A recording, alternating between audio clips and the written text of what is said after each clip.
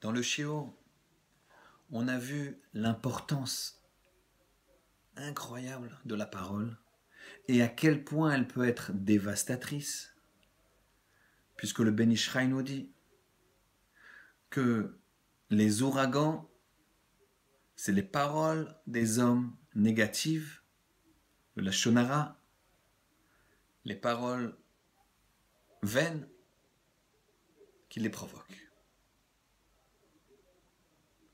Bien sûr, Kadosh Baruch Hu nous donne aussi la possibilité avec nos paroles de créer des choses exceptionnelles. L'histoire qu'on va raconter dans un livre de Rav Zilberstein. Une femme a été voir Raphaïm Kanievski et lui a dit qu'après 10 ans et des opérations médicales, des traitements médicaux, elle n'a pas réussi à avoir d'enfant. Raphaïm a dit à cette personne, écoute, il y a une possibilité. C'est que tu prennes la bracha de quelqu'un qui ne répond pas à une humiliation. Tout de suite, tu prends la bracha. C'est-à-dire, si tu vois quelqu'un qui prend une humiliation, une agression verbale, et il ne répond pas, il se maîtrise, va tout de suite le voir après et demande une bracha pour avoir des enfants. L'homme en question a quitté Raphaïm plein d'espoir. Mais en même temps, comment trouver cette situation, un homme qui se fait humilier verbalement et prendre de lui une bracha immédiatement? Mais voilà que Kadosh Baruch Hu l'a aidé. Il a été témoin dans une synagogue d'une altercation très violente de plusieurs personnes qui insultaient un autre.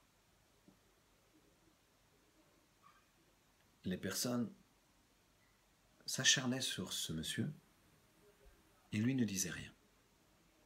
Le visage rouge, les yeux humides de larmes, mais pas un mot.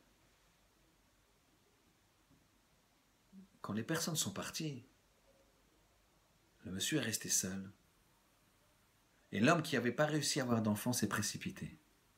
Il lui a expliqué ce que Raphaïm Kanievski lui avait dit. Et de tout son cœur, l'homme qui avait été humilié a ouvert la bouche et a béni cet homme-là. Une bracha de tout son cœur, de toutes ses forces. Au lieu d'avoir répondu à ses agresseurs, il a béni de toutes ses forces cet homme-là.